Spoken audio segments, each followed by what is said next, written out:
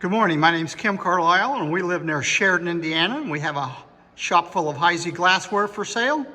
So if you're ever going through Indiana, all you have to do is give us a call or send us an email and we can set up a time for you to stop by and look at it.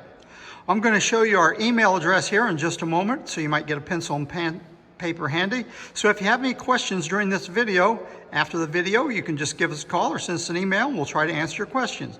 Today's video is not going to be anything for sale. What we've done, we've gone into our collection and we pulled out Heisey vases. We haven't pulled out the common vases. We pulled out the hard to find vases that hopefully you haven't seen before, so maybe it'll entertain you for just a little while. So I'm going to show you our email address. Name again is Kim Carlisle. Email is the letter K, CARLISL@att.net. So here's a shot of our shop where we have things for sale. And then we're going to go outside the shop where we have a table set up with vases out of our collection. This video will be relatively short, maybe 10 to 15 minutes at the very most. I'm going to give you a little preview of what I'm going to be talking about today. And just like every time else I put out a video, if you don't like what you see or you hear, you can shut me off at any time.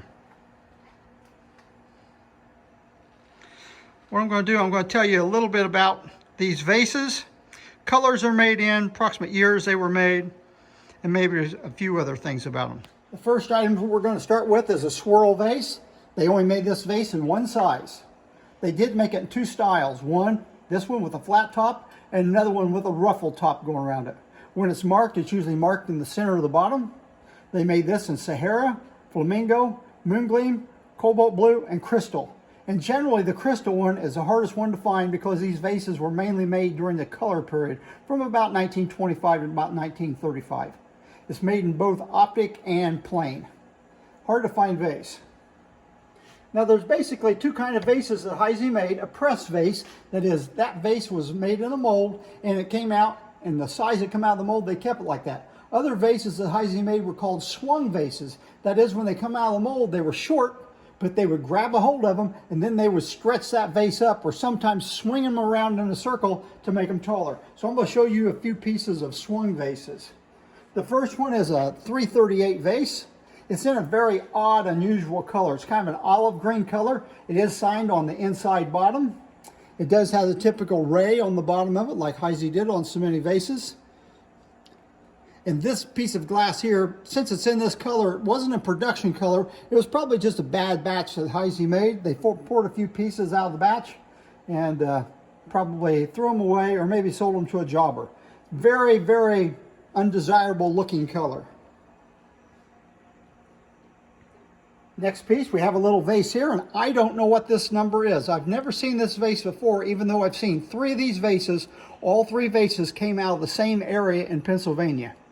This vase actually is signed in the middle of the bottom and it has a ground bottom on it, which is very unusual for a Heisey swung vase. But what's really unusual about this piece is they've made it in two steps. They've taken a glob of green glass, put it in the mold, then they've put a piece of crystal glass on top of it. And then when they've stretched this vase out, if you notice, every other rib is green. Then it's crystal, then it's green, then it's crystal again. So a very, very unusual vase. Now we have a couple Peerless vases. Heisey made Peerless vases in two different styles. First, they made the swung vase. That is, when this vase came out of the mold, it was shorter, and then they swung it around when it was hot to stretch it out. These vases were made in several different sizes. This vase is actually a gold color, which isn't a production color for Heisey. It's marked in the center of the bottom, has the pleats around the bottom, which is one way to recognize Peerless pattern. Then it has that ray on the bottom also. Very unusual color. Now in Peerless, the second Peerless vase they made was this style. And they made this one in about 4 different sizes. When this came out of the mold, it was exactly that size and they just left it alone. But it is considered a Peerless vase. This piece was actually a crystal piece of glass when it came out of the mold. Another company has bought it off of Heisey and they've sprayed it with the metal to turn it this color. This type of Peerless vase is much harder to find than this type of Peerless vase. This vase is very common in crystal. This vase in crystal, it's a hard to find vase, usually very desirable.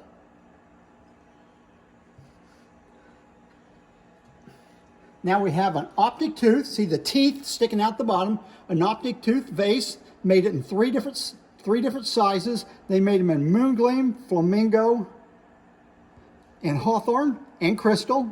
Crystal's probably the hardest color to find, but it's probably the least expensive.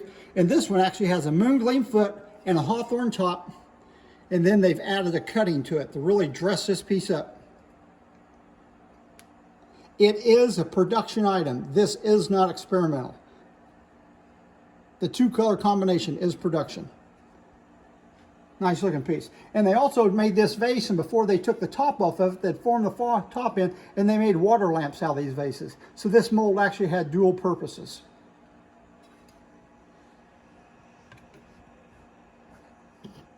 Have another swung vase. It's got the lariat loop here on the bottom. The vase is relatively common. It is a production item. This is not a whimsy vase like some people think that they made it out of something else. It was actually made as a vase, and they swung it out to make it tall. This one has a beautiful cutting around it. Really dresses a piece up.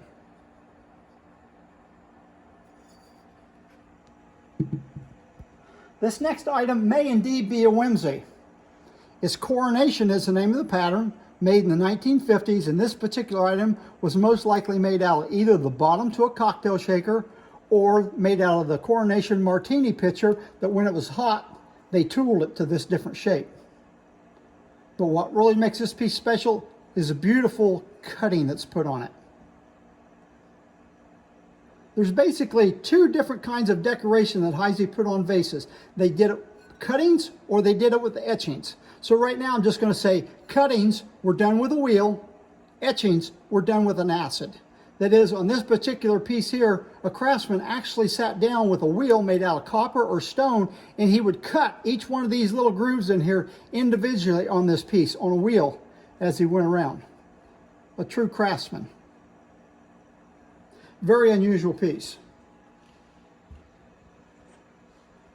Now we have another 338 vase, signed in the middle of the bottom.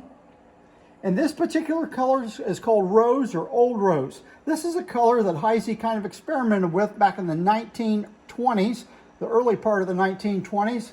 And it also looks very similar to Flamingo that came out in about 1925. Very unusual color to find this vase in. Now, as you can see, these 338 vases, this is the second one I've shown you so far. They're all different heights.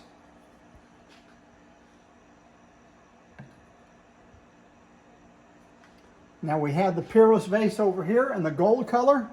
Here's a Peerless Great vase in emerald green. It's got the pleats around the bottom again, signed in the inside middle bottom. What we're trying to do, we're trying to give you the opportunity to see vases in every production color that Heisey made. And we've got something in every color to show you except for marigold. We don't have anything in a marigold, and we don't have anything in opal. But everything else, we've got a representative piece of it.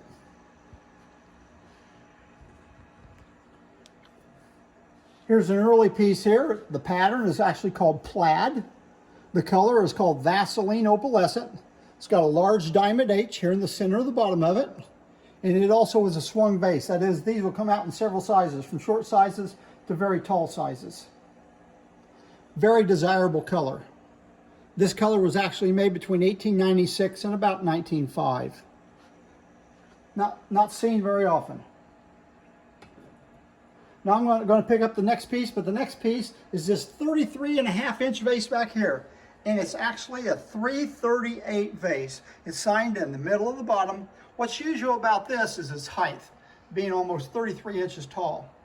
I've got the number 100 catalog opened up to show pictures of this vase. And as you can see, it shows several different sizes of this vase. This vase is called a number 338 vase, but each vase has a corresponding number with it. All right, if you look at the very first one, which is a small one, this vase was actually made as small as three and a half inches tall. And if you look closely at it, it says it's a number 2 vase. It says the base is 3.5 inches. The height ranges from 8 inches to 10 inches. So that's a number 2. So this is a 338/2 vase. We'll go to the next one. The base is actually 4 inches across, and it runs from 13.5 to 16 inches, and this is called an 11 vase. And I think you're getting my point that I'm making here. Every vase, as it gets taller in height, the base of it gets wider. The next one is 4.5 inches, and it runs from 16.5 to 19 inches, and it's called a 21. The vase I have out here on the table, it has a 6-inch wide vase. Its height, in the book it says 18 to 23 inches, even though mine goes all the way up to 32. But since the base of it is 6 inches across, it's a number 42. So it's a 338/42 vase. So that's how you distinguish between these vases, which number you have. The number of the vase is dependent on how wide the base is.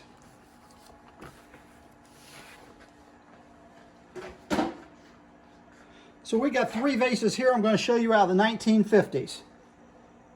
The first one is a bud vase. It's called Urn. What's unusual about this is it has an amber stem and foot. Amber came out in 2 different time periods for Heisey. It came out in the 1920s. They made vast amounts of it, but most of it was sold to the Fred Harvey restaurant chain. That was a restaurant chain in Southwest United States. And they had restaurants set up along the railroad. This particular piece, this is a 1950s color, so this is amber out of the 1950s. Very unusual. Still has the Heisey sticker on it. Another piece out of the 1950s. This is a roundelay vase designed by Eva Zeisel, and the color is called Dawn. They would take this same vase, they'd put a little tube in the top and make a little bitters bottle out of it. So when there's no tube, it's a vase. When it does have a tube, it's a bitters bottle. Very unusual piece. Third piece here out of the 50s, very, very common pattern. It's Ridgely. It's a candle vase. You can actually put a candle down in it and then float flowers around it. Usually the candle vase's top is pulled down to where it's almost flat, but this one they lift up, and the color of this is blue, light blue, or some people today call it trial blue. Very unusual color, never put into production.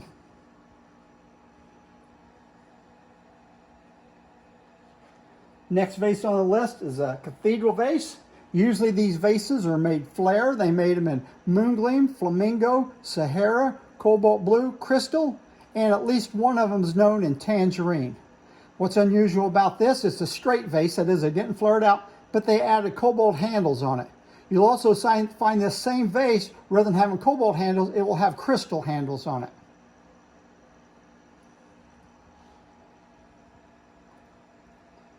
Now we have favor vases. That's these 6 little vases here. These vases are actually made 6 different colors in 6 different shapes. So the first one's tangerine, so they made this tangerine one in all 6 shapes. The cobalt blue one, all 6 shapes. Each one of these colors, they made them in all 6 shapes. So there's a lot of people that collect all these favor vases. So 6 times 6, there's actually 36 of these you can collect. What's unusual about the crystal one, it has a little cutting on it. You can see the little wheel cutting on it.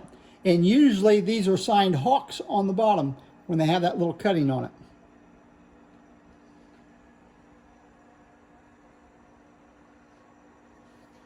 So we've got 3 vases next that are going to be out of the 1900 era. The first one I'll show you, this is a wing scroll. The color is called custard glass. It's got a little decal decoration on it. And then they painted the wings on this, they painted them with gold. There's basically 2 types of gold that were put on these wing scroll vases. One of them is just painted on gold, which I think is a cold paint that they put on there, and it comes off very easily. Another one is like electroplate processing, where the gold is really shiny and it doesn't come off very easy. They made these in several different sizes. Again, this is a swung vase where they've swung it around to stretch it out.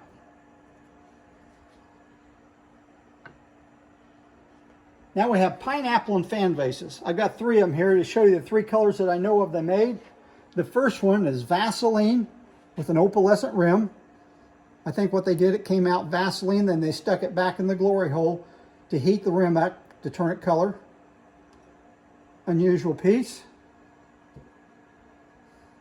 The next one is a color that Nila Brederhoff in her book describes as ultramarine. Really deep, rich aqua color or blue color. Very, very unusual vase. Not a production item. And the third one is a little pineapple and fan vase. It's almost black. If you hold it up to the light, you'll see that it has a tinge of green in it. What I suppose happened on this, you will see several of these little vases out there. They made a bad batch of emerald green. They didn't like the color of it, so you'll see this really dark color. You'll see it in the vases. The pineapple and fan creamer and sugar, pointed oval and diamond point pitcher or jug and cover, and just a few other pieces. So what I think happened, they made a bad batch of glass. Rather than throw it away, they went ahead and poured it in a few select molds and then just sold all that glass to one jobber just to get rid of it, rather than throw the batch away and not make any money on it at all.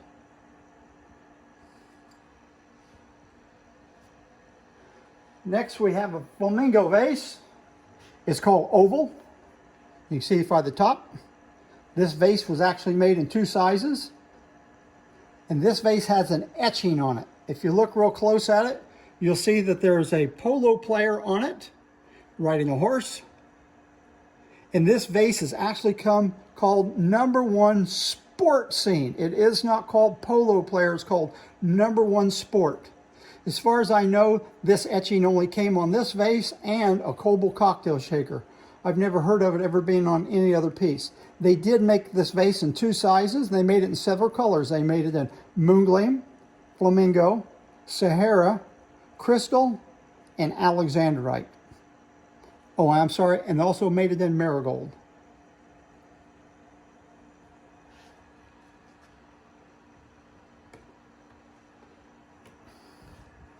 This vase, color's not good out here because we've got fluorescent lights, but it's an octagon vase and it's in Alexandrite.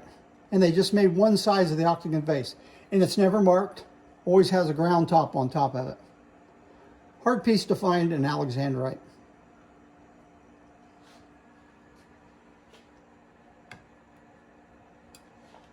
This is a vase in Hawthorne. Hawthorne was only made a couple years, 1927, 1928. This is the color that Heisey was making when they were trying to come up with the Alexandrite color, and they just couldn't quite do it. So finally Heisey bought the batch formula off a company called Moser to come up with Alexandrite. Sometimes this color is a kind of a muddy tinge to it, sometimes it's a light pretty color.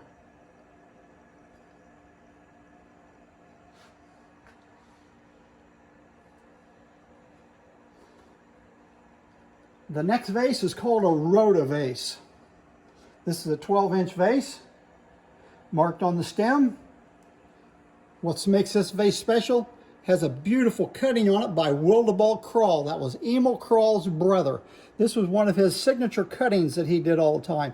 If you notice, there's a little, it's an oriental scene. There's a little stairway with little oriental figures going up and down it. Here's a guy carrying a pole with 2 little packages on each end of the pole. There's people fishing. There's pagodas, waterfalls. It's just a wonderful, wonderful cutting on there. Again, this is a cutting. That means that he actually cut this with a wheel or several different wheels to cut this piece.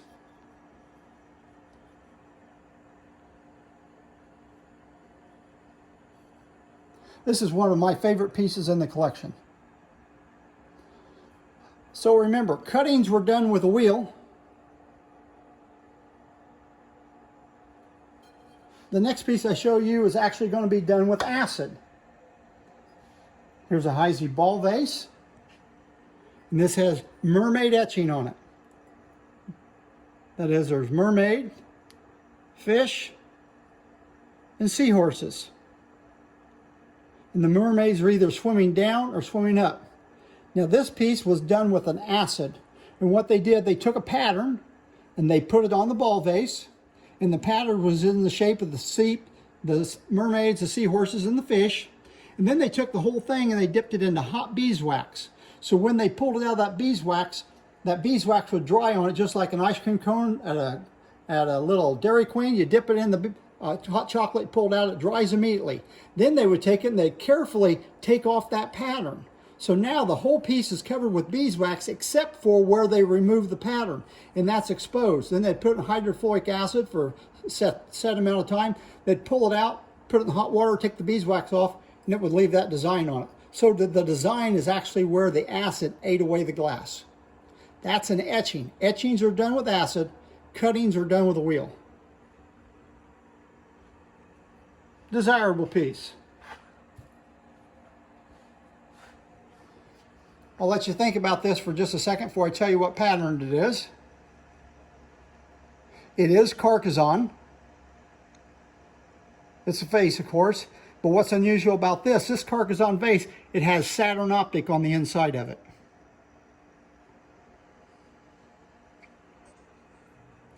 Now this particular vase is actually zircon. The difference between zircon and limelight is the time periods in which the color was made. Zircon was made in the 30s and the early 40s. It was discontinued. Then in the 1950s, the color was reintroduced under the color called limelight.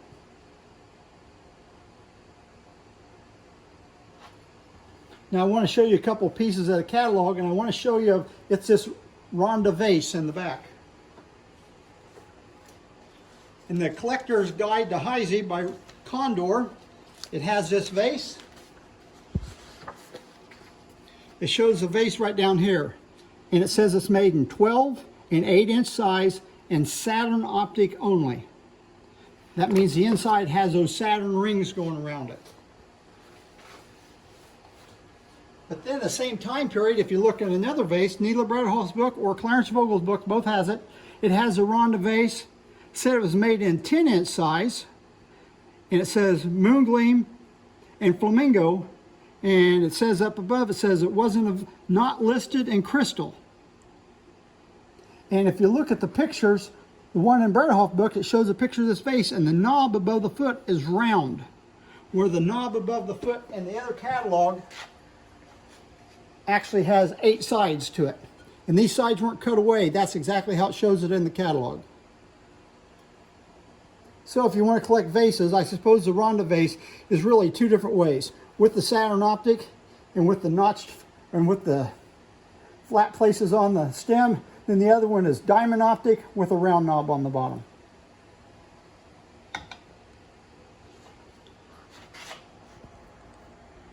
So that concludes our little display today on Heisey vases. If you would happen to have a Heisey vase in your collection that you no longer want, you think it'd fit in our collection, give us a call. We might be interested in buying it and adding it to our vase. Please join us this next Thursday, where at 8 o'clock in the morning we will have our weekly half price Thursday sale. If you have any questions, just send us an email. Thank you very much and goodbye.